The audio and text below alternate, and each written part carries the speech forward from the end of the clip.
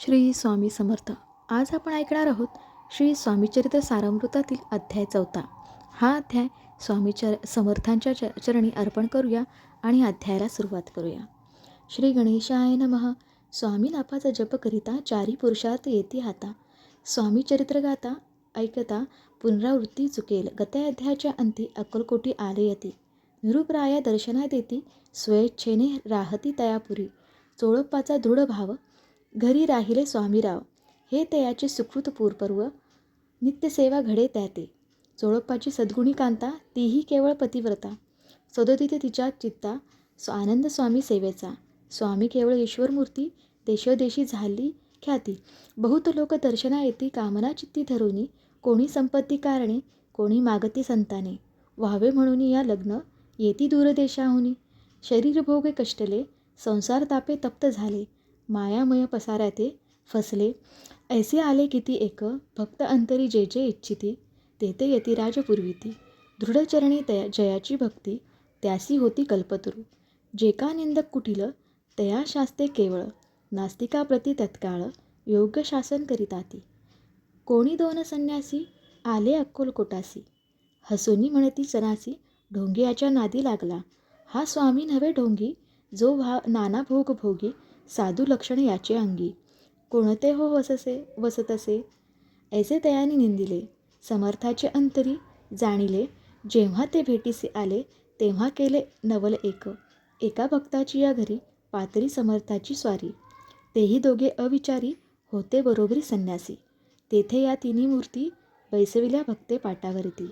श्री स्वामी आपुले चित्ती चमत्कार म्हणती करू आता. दर्शन इच्छू जन असंख्यात पातले तेथे क्षणार्धात. समाज दाटला बहुत एकची गर्दी जाहली. दर्शन घेऊनी चरणाचे मंगल नाम गर्जती वाचे. हेतू पुरवावे मनीचे म्हणून या विनंती. कोणी द्रव्य पुढे ठेविती कोणी फळे समर्पिती. नाना वस्तू अर्पण करीती नाही मिती तयाते. कोणी नवसाते करीती कोणी आणून या देती. कोणी काही संकल्प करीती चरण पूजिती आनंदे. संन्यासी कौतुक पाहती मना माझी आश्चर्य करीती. क्षण एक तटस्थ होती वैरभाव विसरोनी. स्वामी पुढे जे जे पदार्थ पडले होते असंख्यात ते निजहस्ते समर्थ संन्यासापुढे लोटिती. मोडली जनाची गर्दी तो येऊन या सेवे करी. संन्यासा पुढल्या नाना परी वस्तू नेऊ लागले. समर्थांनी त्या दिवशी स्पर्श न केला अन्नोदकासी. सूर्य जाता असता तळाशी तोथून या उठले. दोघे संन्यासी त्या दिवशी राहिले केवळ उपवाशी. रात्र होता तयासी अन्नोदक वज्रकसे. जे पातके करू छळना त्याची झाली विडंबना. दंडाव्या कुत्सित जना अवतरले यतिवर्य. इति श्री स्वामीचरित्र सारामृत नाना प्राकृत कथासंमत सदा परिसत प्रेमळ भक्त चतुर्ध्याय गोड हा. श्री स्वामी राजार्पणमस्तु. श्रीअस्तु शुभम भवतु. श्री स्वामी समर्थ. आजचा अध्याय 4 येथे पूर्ण झाला. अध्याय 5. श्री गणेशाय नमः. भव कानन वैशा नरा अज्ञानमच्छेदका भास्करा पूर्ण साक्षी परमात्परा भक्ता खरा. सद्य तू अक्कलकोट नगरात एक तपपर्यंत स्वामीराज वास करीत. भक्त बहुत झाले वार्ता पसरली चहूकडे. कोणासी पडता साकडे धावगीती स्वामीकडे. राजे रजवाडे थोर थोर तेव्हा किती एक नृपती. स्वामी दर्शन घेऊ इच्छिती आणि आपुल्या नगराप्रती. आणू म्हणती तयासी बडोद्या माझी त्या अवसरी. मल्हारराव राज्याधिकारी एकदा त्याच्या अंतरी विचार ऐसा पातला. दिवाण आणि सरदार मानकरी तैसे थोर थोर. बैसले असता समग्र बोले नृपवर. तयाप्रती कोणी जाऊनी अक्कलकोटासी. येथे आणील स्वामींसी तरी आम्ही तयासी इनाम देऊ बहुत. कार्य जाणूनी कठीण कोणी न बोलती वचन. कोणा एका लागून गोष्ट मान्य करवेना. तेव्हा तात्यासाहेब सरदार होता योग्य आणि चतुर. तो बोलता झाला उत्तर नृपा लागी परियेसी. आपली जरी इच्छा ऐसी स्वामी ते आणावे वटपुरीसी. तरी मी आणीन तयासी. निश्चय मानसी असो द्या ऐसी ऐकुनी उत्तर. संतोषला तो नृपवर. तैसी सभाही समग्र आनंदित झाली. नृपतीसह सकळ जने त्यापरी तात्यांसी सन्माने. गौरवोनी मधुर वचने यशस्वी हो म्हणती तया. तात्यासाहेब निघाले सत्वर अक्कलकोटी आले. नगर पाहुणी संतोषले जे केवळ वैकुंठ. पाहुणी स्वामींचे दिव्यमूर्ती आनंदित झाले चित्ती. तेथील जणांची पाहुणी भक्ती धन्य म्हणती तया ते. अक्कलकोटीची नृपती स्वामी चरणी त्यांची भक्ती. राजघराण्यातील युवती त्याही करीती स्वामी सेवा. ऐसे पाहुणी तात्यासी विचार पडला मानसी. या नगरातून स्वामीसी कैसे नेऊ आपण. प्रयत्नांनी परमेश्वर प्रयत्ने कार्य होय सत्वर. लढवून युक्ती थोर कार्य आपण साधावे. करुणी नाना पक्वाने करीती ब्राह्मण भोजने. दिधली बहुसाल दाने याचक धने तृप्त केले. स्वामीचिया पूजेप्रती नाना द्रव्य समर्पित जेणे सेवेकरी संतुष्ट होती. ऐसे करीती सर्वदा ऐशियानी काही न झाले. केले तितुके व्यर्थ गेले तात्या मनी खिन्न झाले. विचार पडला तयासी मग लढविली एक युक्ती.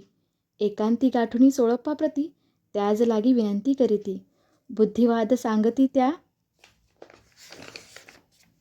जरी तुम्ही समर्थासी घेऊन याल बडोद्यासी. मग मल्हारराव आदरेसी इनाम देतील तुम्हा ते. द्रव्येण सर्ववशा चोळप्पासी लागली आशा.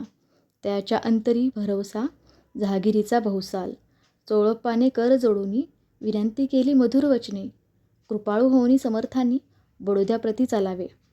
तेणे माझे कल्याण मिळेल मला बहुत धन. आपुलाही योग्य सन्मान तेथे जाता होईल. ऐसे ऐकून या वचन समर्थांनी हास्य करून उत्तर चोळप्पा लागून काय दिले सत्वर. राव मल्हार नृपती त्याच्या अंतरी नाही भक्ती. मग आम्ही बडोद्याप्रती काय म्हणून चालावे.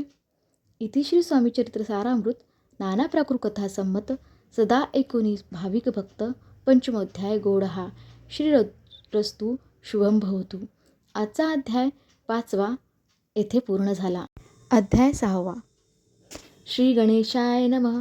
श्री धरुणी शिशूचा हात अक्षरे पंडित लिहित तैसे हे स्वामीचरित्र सारामृत स्वामी समर्थ वदविती.